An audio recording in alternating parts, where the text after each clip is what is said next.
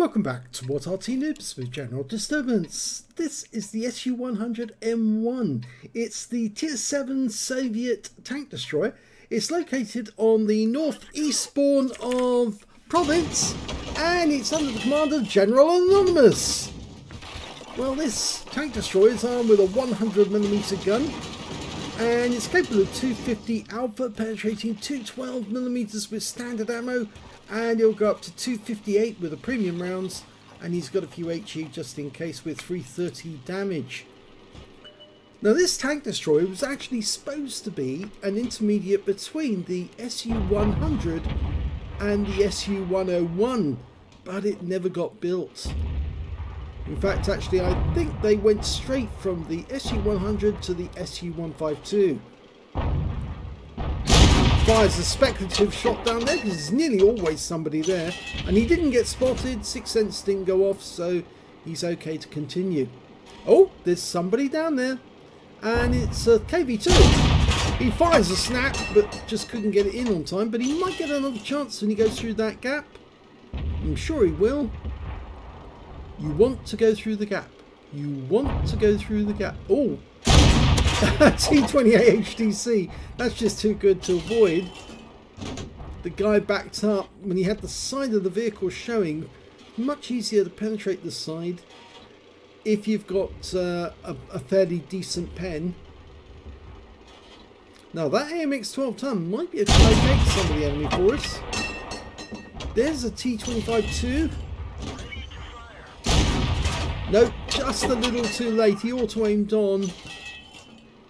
There's the KV2. He's moved back. Auto-aims on. Hits him in the tracks, I think. Guessing there he is. No.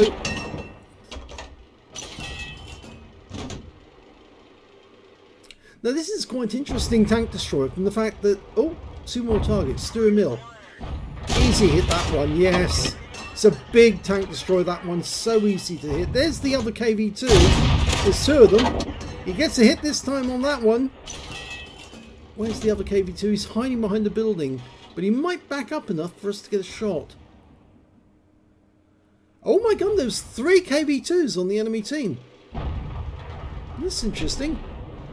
It's only showing 2 on... Oh no, it's 3 because there's one down at the bottom as well. Now, the vehicle is actually quite interesting because it's based on the T-34-85, but the engine is actually mounted up front rather than at the rear. And that means that they didn't have to use so much armour in the design because, of course, the engine would act as armour as well. But the problem, really, with this tank destroyer is that if the front of the vehicle does get hit and penned, it can damage the engine, and that means you end up with a lot of engine fires. But it means that the crew, who are sitting right at the back of the vehicle, have got something, well, huge amount of metal in front of them, which must comfort them to a certain extent, that they're less likely to get killed. Not so comforting for the driver, though. But there you go. Can't have everything. Okay, the enemy, he's moved over to the bushes because the enemy is making steady progress towards this area, and again, another one of our tanks has gone down. And I think he feels that from this position he's much more qualified to actually take down those enemies as they get close. You can see they're working their way north along this way. He's trying to tell the other guy, the T-25-18, not to pull forward. Stay where you are. Yes, because he can damage... Oh! Type 64 made a big mistake. He's got very thin armour, and of course he was easily able to pen him. Swinged on, gets another shot, 243. Now remember the alpha I actually said earlier? It's 250. So those were low rolls. Can he get another shot in? Tried to go for the 45 TP, got him! Right into the rear of the vehicle. And he got another one into the AMX 12-ton. But there's a T-52 on his way round, and he's after the Arty as well as General Anonymous.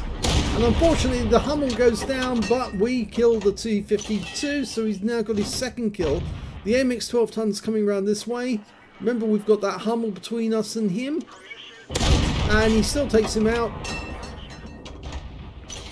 And there's the P-43 too, the Peter. Auto-aimed on. And yes, nice hit for 255 high roll. Can he get another one in? He's actually behind the building now, I think. Pretty sure. Or is he? No. Can't see him. Got no outline. But we're the last one on this side of the map, and there's still 3 enemies on this side. In fact, there's only 2 left in our team. The Carrow's over the other side of the map, and we're over this side. General Anonymous has got 3 kills now, and 2,160 on the damage. There's the T28 HTC. Cannon shot. Didn't get a pen. Might want to load in premium. He is loading premium. Can he get another shot in? T25-2. Easily pen that guy because he's got thin armour. And he's gone. The Carrow got him. Now, can we get this T28? I think the building's between us and him at the moment. There he is. Yes, into the engine bay. Nice. He's pulling back. He's not happy. And he's gone as well. The Carrow got him. So, apart from the lack of sound, this is actually getting quite interesting because now it's 2 versus 3. And there's the Peter. He was trying to help his teammate, but he's totally blissfully unaware that we're bearing down on him with a 100mm gun. He's only got a 90mm and he's very low on hit points. Hello, Mr. Peter. And you're out the game. Back in the garage. And he's probably annoyed by now. So the question, do we stay over this side of the map or do we go over the other side? Well, our Carrow teammate has been wiped out, unfortunately. And our cap is down there. You'd expect that the enemy would try and make a move to our cap. I'm not so sure that VK3002M that is showing on the pass at G7 will want to come and meet us. Or the Super Hellcat for that matter. The view range of this tank destroyer is 350 meters. And yes, he's got his first customer. Super Hellcat. Oh no, he's got no gun depression. That is the problem with this tank destroyer. It's virtually gun depressionless. 4 degrees is all you've got. And he can't get the gun to bear on the Super Hellcat except by exposing himself. And you don't want to expose yourself. It frightens the animals and the children. Oh, bye-bye, Mr. VK. Get these wrecks out the way. Oh, he didn't get a kill, but he can ram him. Oh, he didn't. Go for the shot. Yes. Now he's got plenty of time to go after the Super Hellcat, who must be creaking in his boots right now because General Anonymous is on 5 kills. And if he gets this last one, he not only wins the game, he gets a top gun too, and potentially a high caliber because he's got 20% of the enemy hit pool. This is where it gets fun. He's hiding, but remember, this thing's got good armor. He might be able to stop him by putting a round into the engine, but he certainly is unlikely to kill crew. 1 shot into the Super Hellcat, goes for the ram, gets a nice big ram, 2. And 1 shot to kill, gets us the victory and the top gun. What a game by General Anonymous. That was a really good game by General Anonymous. He actually showed the presence of mind to fall back to a defensive position so he could deal with the enemy that were approaching from the south instead of actually trying to pot shot the enemy over the other side of the battlefield. And by doing so, he actually won the game for his team. He got a first class tanker in that game.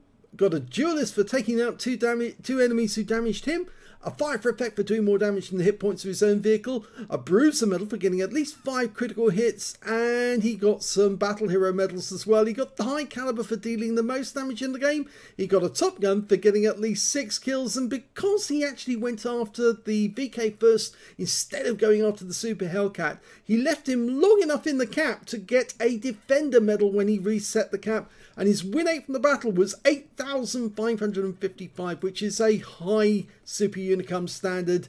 Very well done indeed. In fact, you have to scroll the page to see all the enemy he hit in that one. Let's have a look at team score. 3,294 hit points of damage. That was a really good round. The next high score was the T28 HTC on the enemy team with 2,550. He managed to get a cool headed in that game, so he must have received quite a few shots without getting pens. But of course, General Anonymous was firing on him from the other side of the battlefield with a gun that was powerful enough to go through the side of that vehicle without going for the weak spots. The third highest damage in that game was actually the Peter, P43 Tur, who got 1,895 hit points, and that's the damage. If we look at the number of kills, we can see that, again, it's General Anonymous with 6. 3 kills went to the T25-2, 2 kills went to the Rudy, the Polish Rudy, the Karo P88 on his own team, and also to the Peter and the Hummel on the enemy team. And when it came to base XP, it's General Anonymous with 1,097. The Rudy Polish managed to get 1,067, and the T78, who got a Confederate in that game, got 848. The T28, oh yes, he got the cool headed. Let's have a look at detail. 24 shots fired, 18 direct hits, 14 penetrations. Splash damage on 3. 3,294 hit points, of which 1,215 were at more than 300 meters. So those are the rounds he fired across the valley. You can see that he did fire more rounds at close range on his side of the map than he did over the other side. 4 hits received, 2 penetrations, 2 non-penetrations. I think he was a bit lucky in the sense that he was fighting enemies, well, towards the end, both the Super Hellcat and the VK managed to get rounds into him at close range, which was why they got the penetrations.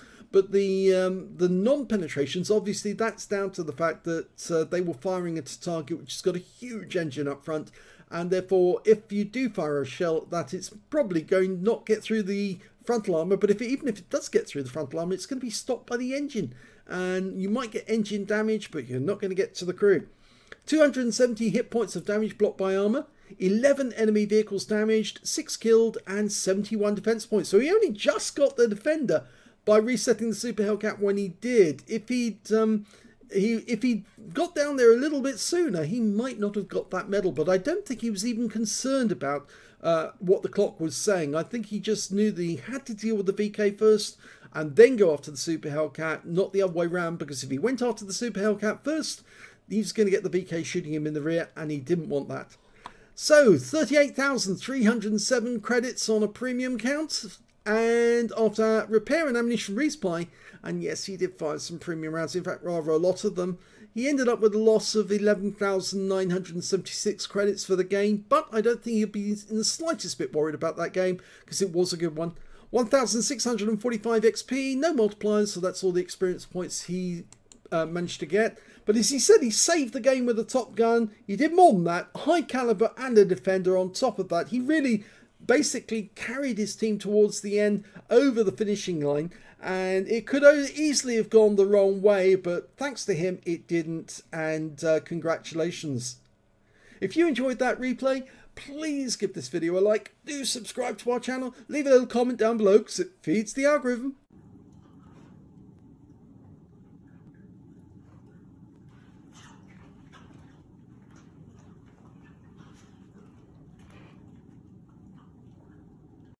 And thank you for watching.